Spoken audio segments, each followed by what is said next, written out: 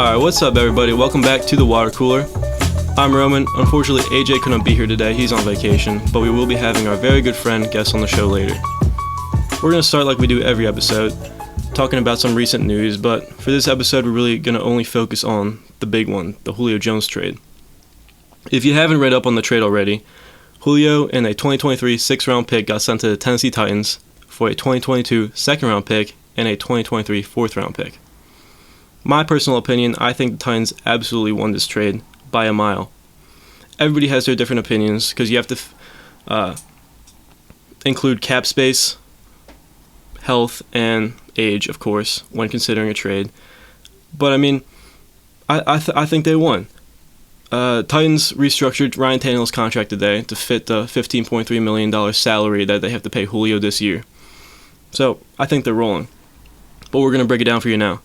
Julio Jones, 32 years old. I think he's going to a similar situation to the one he was already in with Calvin Ridley. You know, he's lined up across from A.J. Brown, another great receiver. So I really don't think, this is going to affect his production too much. He is 32. He's not prime Julio Jones anymore.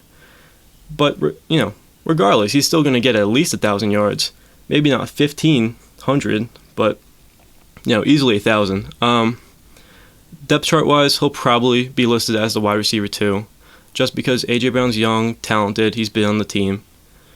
But he is a wide receiver 1, as is A.J. Brown. So off paper, they are both wide receiver 1s. So I really don't think this is going to affect Julio too much. I think he's going in another great situation. The Titans general manager, John Robinson, says he is healthy, he hasn't lost anything. He looks great. So as long as that holds up, it's going to be another great Julio year. But as for Ryan Tannehill, now he's thrown to a future Hall of Famer. This isn't Corey Davis anymore. This is Julio and A.J. Brown. So I think this really opens up the passing game. I think Ryan Tannehill is an absolute buy right now. Go get him if you can. If you have him, sell him high or keep him. But if you need quarterback depth or just quarterbacks in general, definitely pick up Ryan Tannehill. He was a quarterback 8 last year. I can see him being maybe a quarterback 6. But, I think this definitely opens up a lot more deep opportunities. Got more weapons now. He's really going to succeed. This offense is going to be great. As for Derrick Henry, I don't really think this trade affects him too much. If anything, now that the passing game's opened up, it could result in a possible workload reduction. But I can't see that being, he averaged 25 touches per game last year. So I can see that dwindling down to maybe 18, 20 at most. But I still think, they're going to lean on him. This is still a run-first team. Just because they have Julio doesn't mean they're going to just rely on the passing game. I mean, they have Derrick Henry, arguably the best back in the league. So regardless, I think this is still going to be a run-first offense. Another great thing is this is going to open up a lot more explosive opportunities for Derrick Henry, because now that the passing game is stronger, defenses aren't going to know which direction they're going in. They could go run, they could go pass. If they start going over the top a lot, go underneath, run with Henry. He'll explode. He's known for being one of the most explosive running backs off the line of scrimmage. He'll be great. If you have Derrick Henry, I think you're lucky. I think this trade is, if anything, going to benefit him. In no way does it harm Derrick Henry's production. I think you're great. A.J. Brown, on the other hand, now he's part of one of the best wide receiver duos in the league. It's easily already top 3. You could see a reduction in targets because it is Julio Jones he has to share with now, not Corey Davis. But, I could definitely see this as being a split like Stephon Diggs, Adam Thielen, or Justin Jefferson, Adam Thielen, or even a Calvin Ridley, Julio Jones split.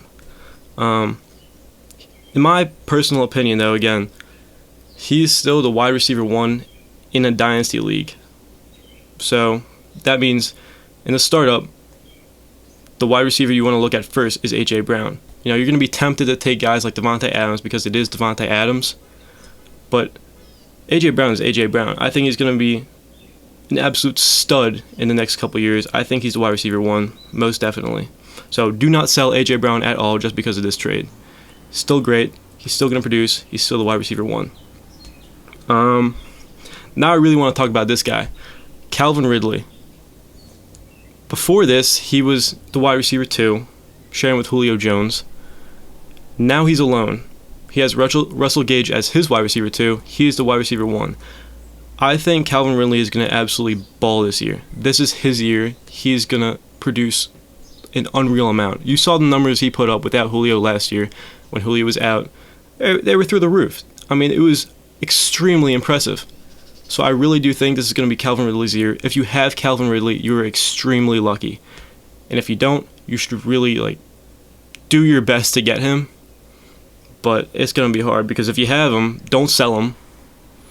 And if you don't have him, I mean, you could try, but I don't think anybody should sell him. Definitely going to be Calvin Ridley's year. I think he's going to finish top 3 receiver, fantasy-wise. As for Kyle Pitts, can't really say a lot about Kyle Pitts because of this trade. If anything, it's more opportunity to succeed early in regards to targets and catches, but he hasn't played a down yet, so you really don't know how it's going to affect him. But if anything, it's going to be that. Russell Gage, on the other hand, he's now the wide receiver 2. He's only 25. I think he's a great buy low. You heard AJ talk about him last week as a possible sleeper pick. I mean, I think he's going to actually do really good this year. Last year, he was the wide receiver number 37. Put up 72 receptions for 786 yards, 4 touchdowns. They said after the bye week, he was projected 1,000 yards and 8 touchdowns. So I really think he's going to succeed this year. He's a great wide receiver 2 option. He's a great sleeper. Just came off his best year.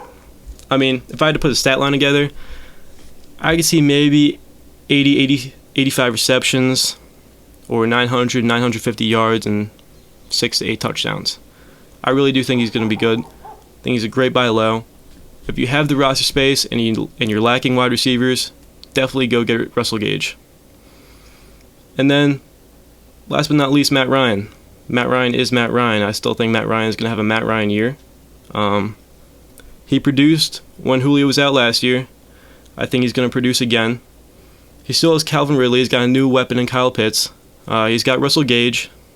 He has Hayden Hurst if you want to involve him. And he's got a decent running back in Mike Davis. But, yeah, I think Matt Ryan's going to have a Matt Ryan year. Nothing to worry about if you have him. Still going to be Matt Ryan.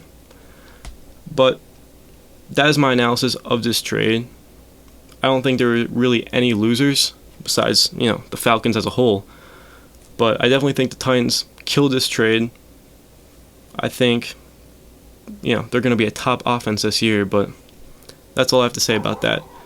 In regards to other news, Aaron Rodgers right now is risking being fined $93,085 for not attending mandatory minicamps. I don't think he's going to show up. I think this is a holdout developing because he doesn't want to be on that team. You know that. But we'll see about that. And then Gus Edwards re-signed to a 2-year, $10 million deal. I mean, that's all right. I like Gus Edwards as a great running back too. $5 million per year, maybe a little much for Gus Edwards, but I think he's definitely a good option to have as your running back too. A solid piece. Glad they re-signed him. I think that's good. But that'll do it for recent news. That's all I have to say. Let us know how you feel about the Julio Jones trade. We'll see how it goes.